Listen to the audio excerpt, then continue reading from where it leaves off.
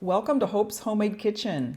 Today we're making sandwich bread, baked in a Pullman loaf pan. Now these loaf pans have a lid, and this is the larger one. You can usually get them by length or weight. This is a 2.2 pound loaf pan. It has vent holes at the bottom. It makes a square bread, like a sandwich bread that you would buy in the store. Now this is new to me.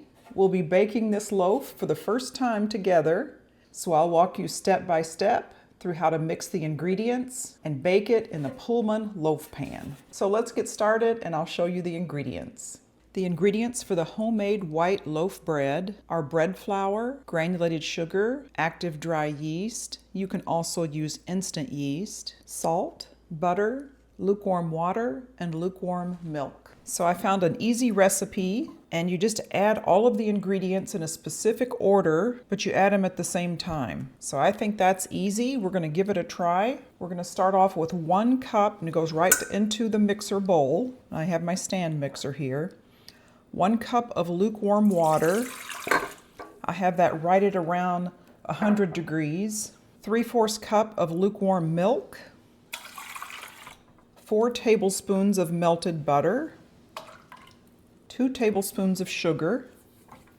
I have 1 package of yeast, a 7-gram or 2 1/4 teaspoons. It's the active dry yeast. And I've measured out 5 cups of flour, and I also weighed it at 625 grams. So we'll add that right in. And then the last ingredient is 1 1/2 teaspoons of salt. So I'm going to mix that on low until it comes together.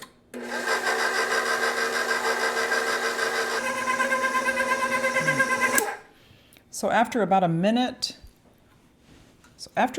or two, you want to check it and make sure that it's pulling away from the pan. This looks like it's a little bit sticky, so I'm going to add just a little bit more flour at the bottom. And if it were too dry, it still had a lot of flour not mixed in at the bottom, you'd want to add in just a little bit more liquid.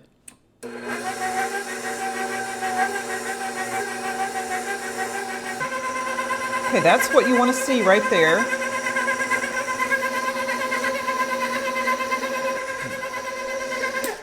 Okay, now I'm going to let it knead at about a speed 2 on my mixer for 8 minutes. Okay, that's 8 minutes. Looks like we have a really nice dough here.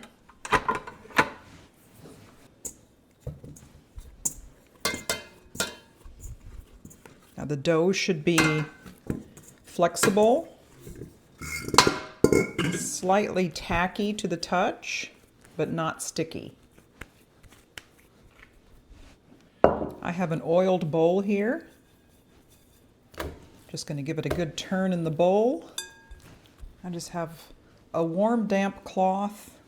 I'm going to cover it with the cloth, and I'm going to put it in my oven with just the oven light turned on, no heat. And I'm going to let it rise for about 1.5 hours until it's doubled in size. Okay, the dough has been rising for 1.5 hours. It looks very nice. Now I want to punch it down.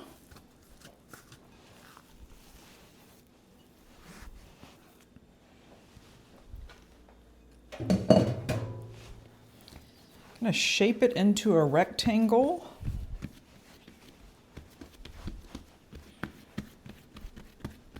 And I want it roughly the size of my pan that I'll be baking in.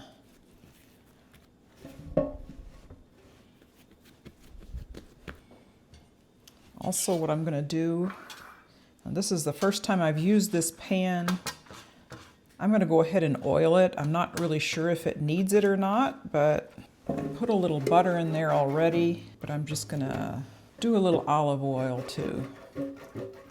Okay, so using the pan as a rough guide, feels like a really nice dough.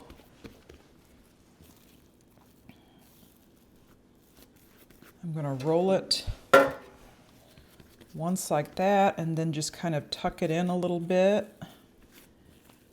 and then roll it into a pretty tight roll. Okay, that's a little bigger than my pan. Just try to keep it roughly the size of my pan.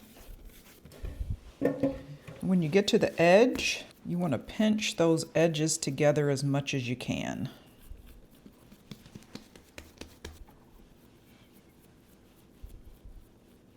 Okay, I want that seam side down. Now drop it into the pan. Then I'm going to try to work it to the edges of the pan.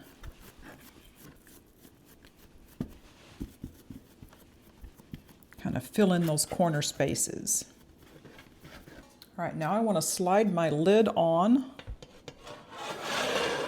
And I'm going to leave a little space so I can see how far it's risen. Then we're going to let it rise until it's about 1.5 inches from the top.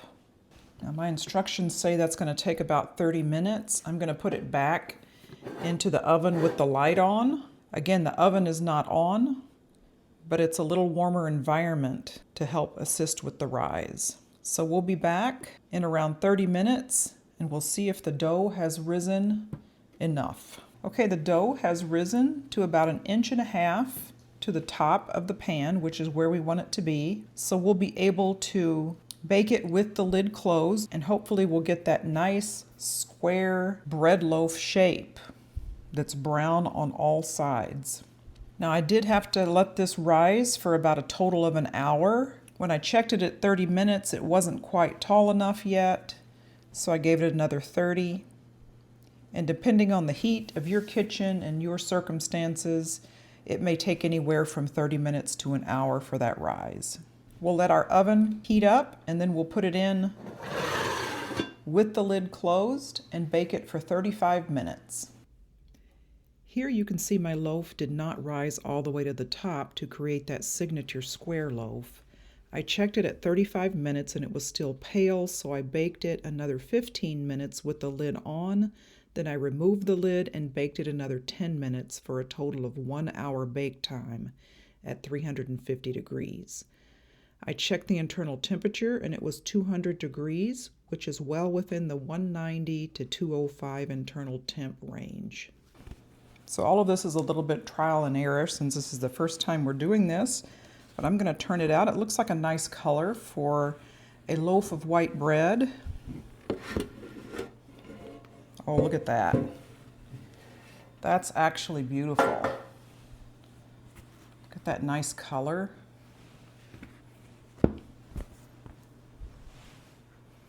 Now I'm going to brush this with melted butter. And then we're going to let it rest for a few minutes. And then cut into it. The loaf never rose all the way to the top. So sometimes you get an overrise and it'll burst out of the pan. This one didn't even make it to the top, but I think we're going to have a nice loaf of bread here. And you always have the option of baking on a Pullman loaf with or without the lid.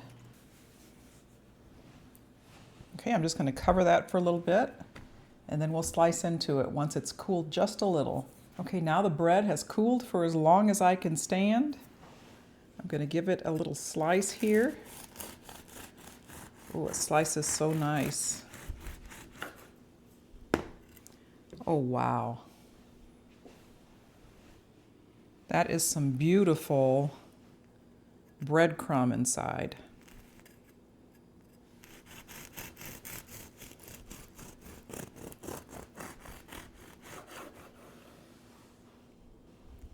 Looks just like Wonder Bread. I have a question.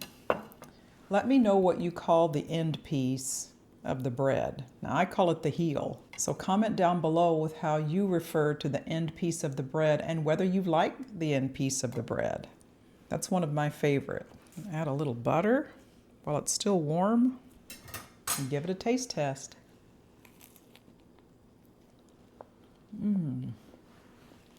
This is so worth it.